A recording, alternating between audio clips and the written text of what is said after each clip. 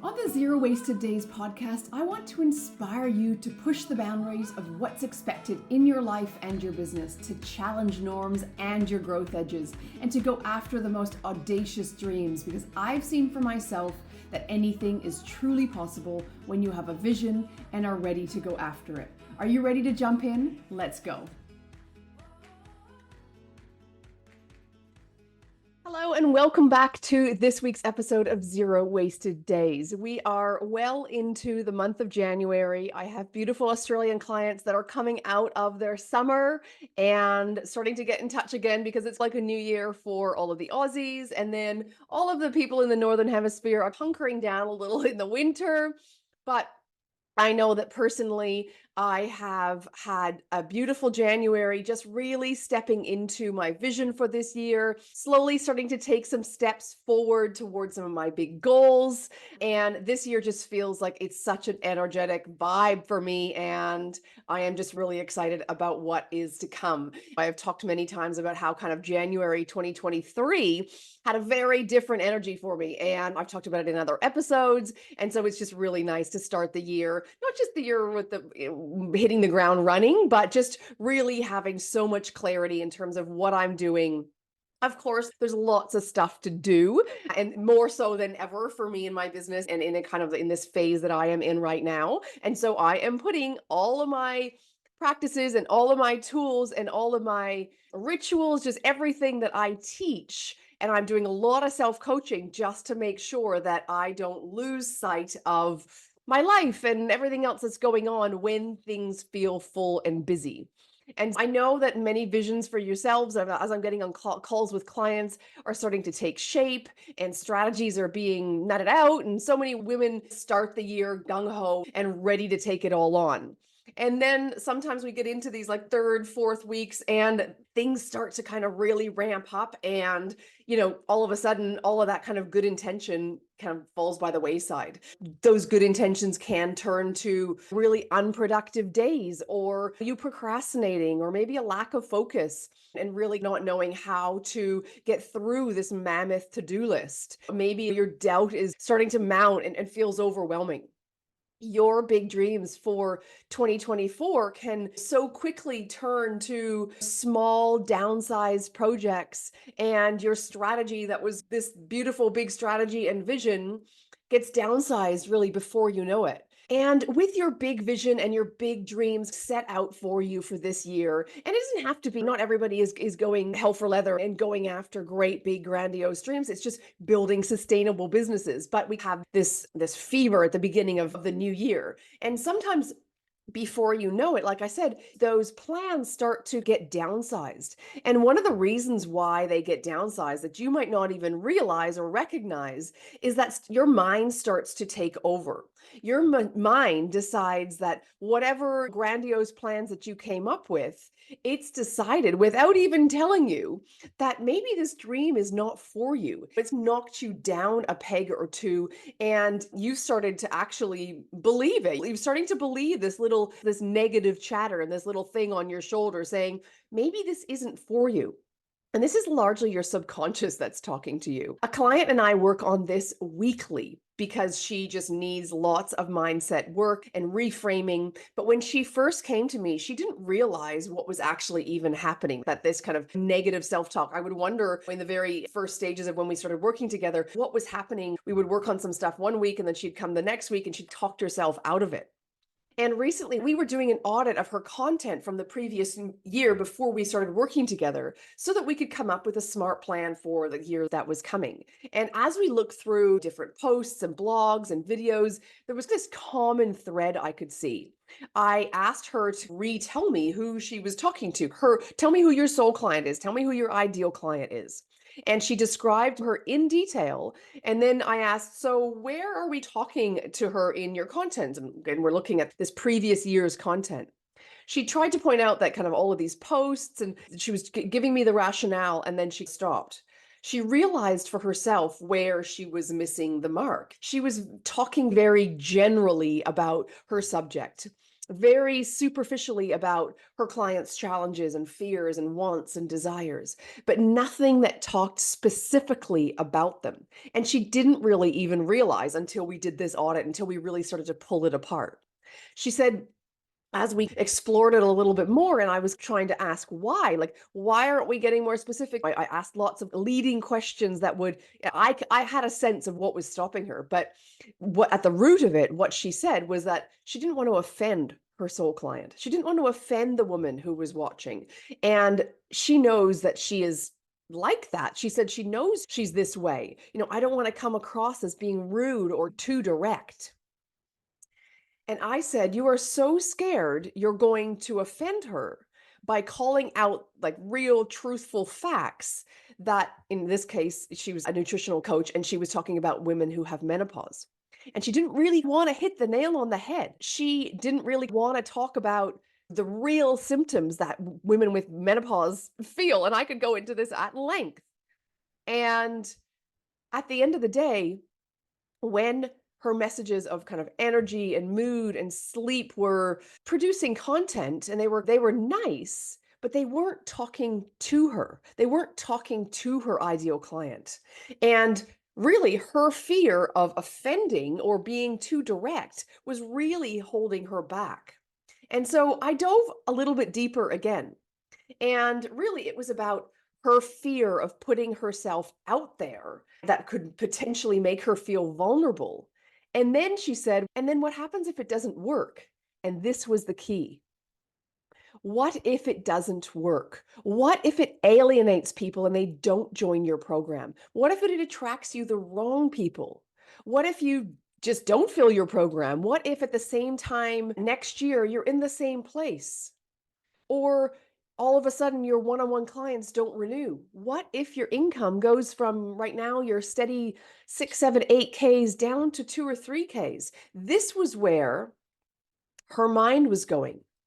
All of this was going on in the space of one little conversation that she was having with herself about her content and being more direct. And all of a sudden, all of these fears, because she articulated these things to me, came out.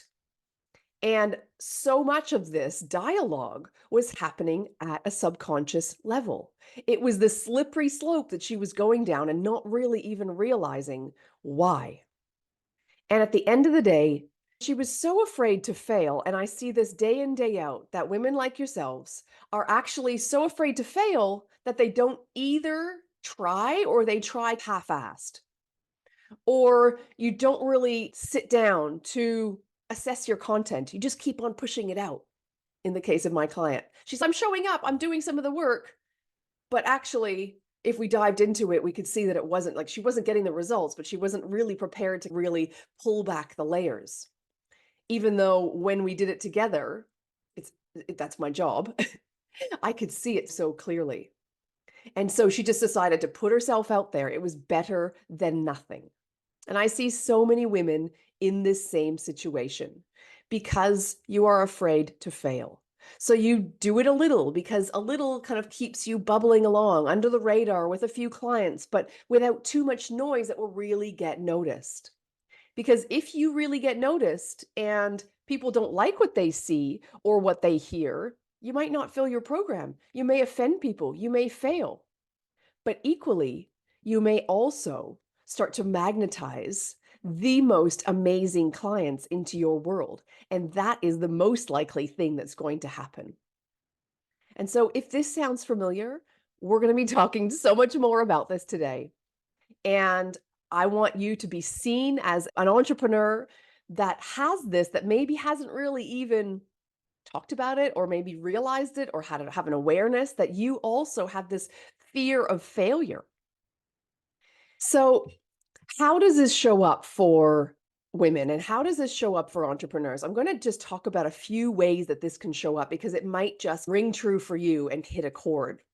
For entrepreneurs, we see this showing up often as a reluctance to try new things or to get involved in kind of innovative things or maybe challenging projects, or maybe an avoidance or either an inaction is quite common. So you either avoid doing the thing and you just keep steady, you keep your content the same, you keep your programs largely the same, or you just don't take action maybe on that idea that you have for your business, and that idea you think it's going to fail before you even give it a chance, and so you don't take any action whatsoever. And we avoid putting ourselves out there.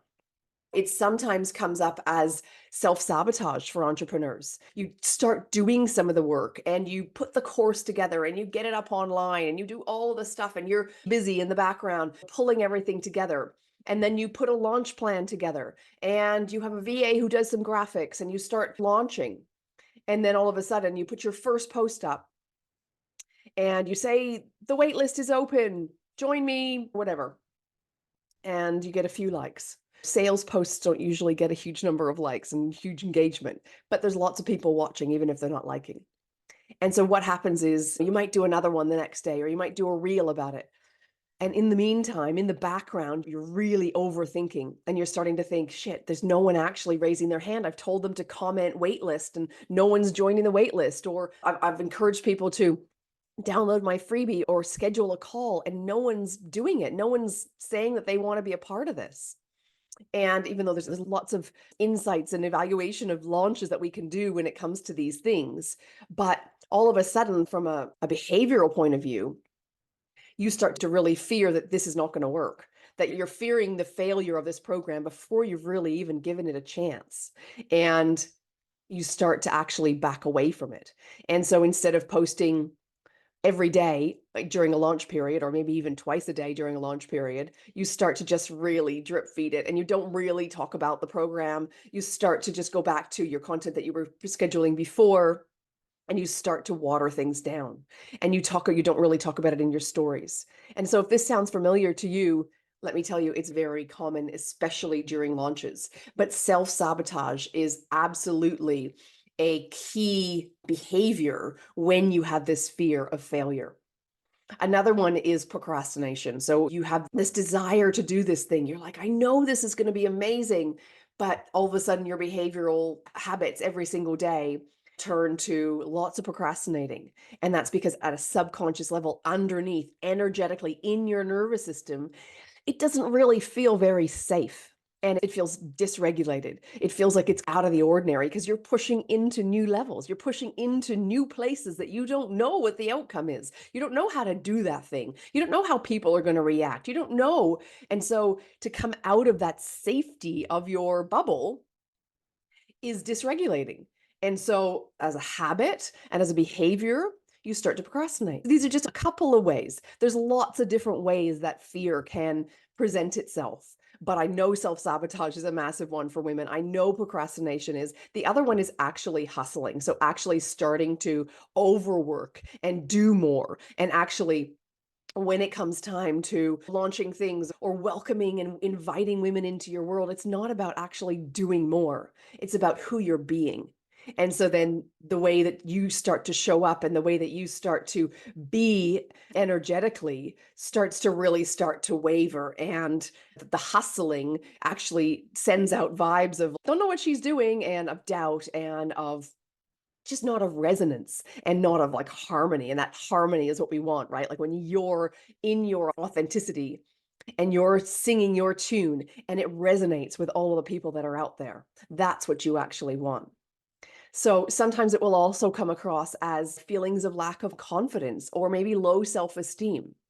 And often when we dig beneath those feelings, it's often about not being enough or not being smart enough. And then, you open up Instagram and it opens up just a Pandora's box of not enoughness, because then you see other people that are doing things and other people who are launching masterclasses and other people who are doing the things, and down the slippery slope you go once again.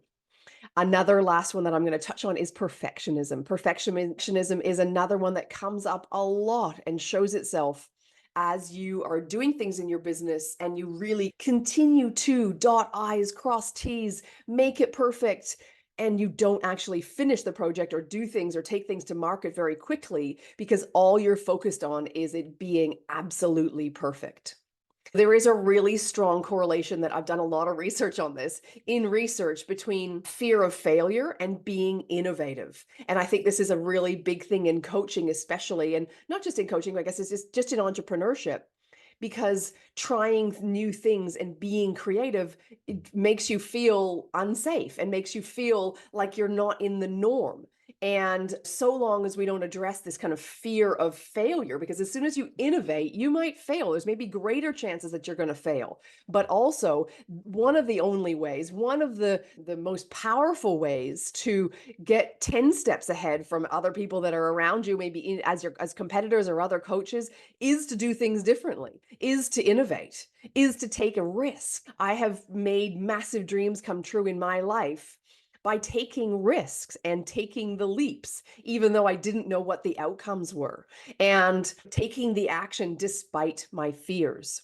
And so when it comes to the coaching world, often people gravitate to really familiar strategies from mentors or from coaches because they are perceived to be safe. They're like, oh, yeah, I'm going to do that. Everybody's doing that, even though you don't really think, you don't want to follow everybody, but you don't really think even through the steps. You just gravitate to what other people are doing because it's just that sense of safety. And so, why does this happen? If some of those things have resonated with you and you're like, yep, I can see myself as being that perfectionist or that person who's hustling or any of those things, I want to just tell you a few little tidbits around why you do this. And then I'm also going to give you some practical steps to help you overcome these fears. You heard it right. Phoenix Rising is open, and I'm inviting new members into this intimate and expansive container that is going to help visionary women just like you be able to thrive, scale your businesses, and truly ignite your life. So if you're tired of hustling and sacrificing yourself and you want to create a business that feels electric but also easeful, learning how to do this with the Life First model is for you. I encourage you to explore and to book in a call to discuss all of the 2024 Phoenix Rising upgrades as they've not yet hit the sales page, or join the waitlist to hear all about them when they're ready. Now, why we do it, and I've already alluded to this, is that we want to stay safe and not take risks. Your nervous system will always work to stay safe and tell your brain to avoid conflict or danger. On the flip side, you can work on, like I talked about, increasing your energetic capacity of what feels safe to show or to prove to yourself that taking these risks and being innovative and stepping forward and putting it out there with being more direct or overt with your content, your ideas, your thought leadership, and seeing for yourself that it is safe and it is a safe strategy and that you can attract what you want. Another reason why is that we often develop a fear of failure because we're really working to satisfy other people's needs before our own. I know this is going to resonate with a lot of women. And breaking away from those expectations, whether those are societal norms or societal expectations, parental ones, like I'm trying to do this because I think my parents want me to do this, or sometimes you have these expectations of yourself, they're your own. And breaking away from them will help you forge a new path and stop living under those expectations of this is what I'm supposed to be doing. So sometimes we become like this because we've been in unsupportive environments and always feeling maybe not enough or in the wrong, or I never felt like I could do enough for my dad or my mom, or these things can lead to underlying traumas and this fear of failure and criticism if you were to not try or not succeed. So I want to leave you with a few practical steps to help you overcome some of these fears. So if some of this has resonated with you, then I want to give you the tools to be able to start to work on these things, because it's not just like you can click your fingers and overnight your fear is gone or talk yourself off the ledge of fear. These are things that you need to work on because they're deeply rooted. identifying and acknowledging that you have these fears. Sometimes that is easier to do with a coach. Like I said, I was doing with my client. She was oblivious to them before I brought this up to her. And this is the power of having mentorship and working with a coach. So they can really ask you the right questions to understand what fear is there. And it's not just fear, often that's just isolated, it's just fear. There's other stuff that's going on, and potentially see what mindset blocks are actually stopping you. But one of the first things is actually really embracing this growth mindset. You've probably heard about this before, but this is all about, when I think about mindset and I teach mindset inside my programs, it's really about your beliefs, your thoughts, your feelings, and your actions. So reframing your mindset around failure and doing, I think, is so powerful, embodiment work every single day is really needed. So embodiment work is all about, and again, I'm not going to go into this in too much detail here, but I do teach it inside my programs. It is really about thinking about what your goal is. And we do this with mini micro goals, and we do this with bigger goals. On a weekly basis, you can have some small goals, and on an over quarterly basis or an annual basis, you can have some big goals. And it's really about thinking about what you need to believe in order to make that thing come true. And so this is reframing your mindset. And thinking about what beliefs you need to have comes from your thoughts. And your thoughts generate a feeling. And your feelings come from your actions and your behaviors. So we actually break this down and work on, okay, what are the behaviors? What are the actions I need to do to feel this way? And these are the feelings that I'm going to have so that I can think this way. And you do it also in reverse. And so we do this. I do this on a daily basis. I do this within my soulful schedule. I teach about it, but it is a really powerful way to tap into your mindset, shift mindsets on a daily basis. Sometimes you're in a good mindset for a week and you're operating how you want to. But sometimes you can wake up daily and feel like you need to really work on this. And this is about resonance. This is about you showing up as the person that you want to show up as, and you're behaving in a way that is going to attract the things that you want. Because if you just set about your strategy and you're feeling like garbage and you're just faking it and you really don't genuinely feel good in yourself because that fear maybe is overtaking you or there's other stuff going on, it's going to be felt at the other end. It's not going to attract what you want into your life. And the other ways that I do this, and we do this in some of my programs, is setting realistic goals and celebrating small wins. So keeping that mindset focused on the wins and on the small goals and realistic goals. So we do this inside Phoenix Rising a lot, and continuing to set those goals and celebrate them is paramount, because it really makes you feel like you're actually getting somewhere. And again, like we have this negativity bias, like our brains can go always to the things that are going wrong or the hard stuff in your business. And so after a week and you get to a Friday and you're like, man, that week felt really difficult. It's really powerful to shift and go, okay, I'm actually going to write these things down. I'm going to dig for the stuff that actually is going well, and really reframe your thoughts so that you're back into the energy and the frequency that you need to be. For doing some of these practices and working on your mindset is also going to really cultivate a lot more self-compassion and resilience. So your mind is going to remember each time that you do this. And so over time, it gets more resilient and it doesn't go back to those fears as readily. And there's so much negative self-talk among women, among humans, and self-criticism and doubt that keep us stuck, because there's that little devil on your shoulder talking you down every single time.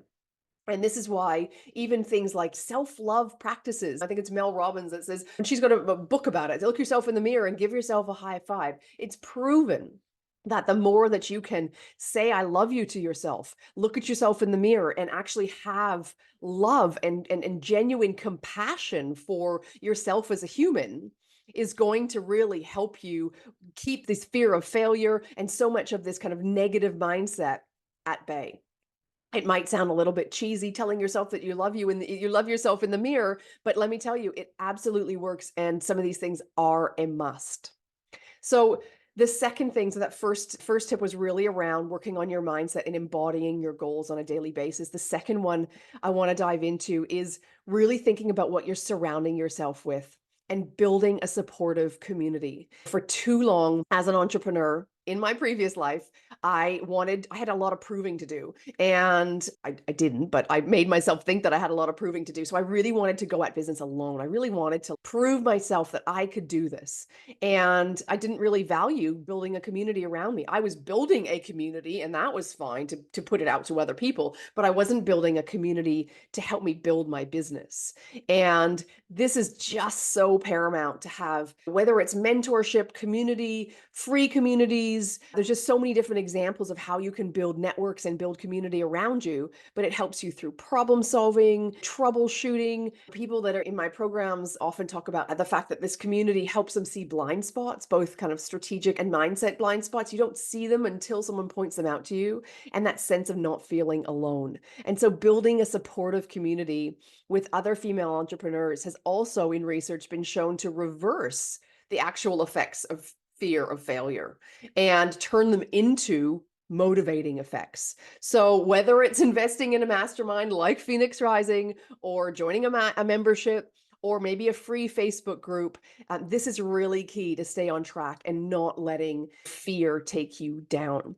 I'm going to be talking in another future episode about the difference in those kind of programs, and also just the power of investing in yourself, because I will just put a caveat to that, is that free things, that things that you don't invest in yourself, and you've heard this probably within the coaching industry as well, and even like small memberships, don't activate something within you that makes you feel like you're putting yourself on the line. When you actually properly invest in your business, it's if you bought one share, you wouldn't care whether or not it goes up or not, or you bought 100 shares. You're going to care whether or not your $10,000 goes up versus your $100. And so that is the nature of investing. I'm going off on a bit of a tangent, but I just say having those communities is really important, whether or not those are, like I said, mastermind, free things, memberships, but just having that community is really important. Now, the third area is really around helping you empower yourself with a way forward. So, finding tools, knowledge, and education, learning things has been a powerful tool, and has been proven to help people overcome fears of failure. So, when you understand like how to get somewhere, or even the first step to get somewhere, it relieves a lot of doubt. Of course, in our businesses, we can't know everything. So having someone or a group, that goes back to the whole having community, is really helpful to ask questions. And so much of entrepreneurship is not knowing how to do it, but continuing to learn and finding those answers to get to where you want to get to is paramount. Another way to really empower yourself forward is to start your day, reprogramming those subconscious with a new path that you want to take. And we can do this through meditation, visualization, affirmations. Now, this is getting to the root. This is actually getting underneath. So you got your mindset and your thoughts and your beliefs and your feelings. Then there's what's happening underneath. And this is your subconscious, where we largely operate 95% of our lives.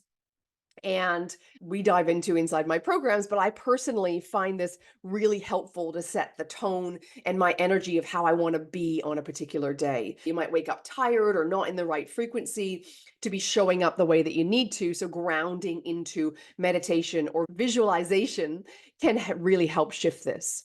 And this energetic or somatic work can start to rewire your neural pathways and make way for new levels and new ways of operating. If you feel like you're stuck and maybe getting in your own way, I'd really encourage you to think about these three things and these three tools and ways to help you overcome your own fears. Like I said, the first one was around mindset practices, thoughts, feelings, actions. The second one was about surrounding yourself with community and people who are going to lift you up. And number three was learning how to delve beneath the surface and into the subconscious, where the root of so many of these fears actually lie.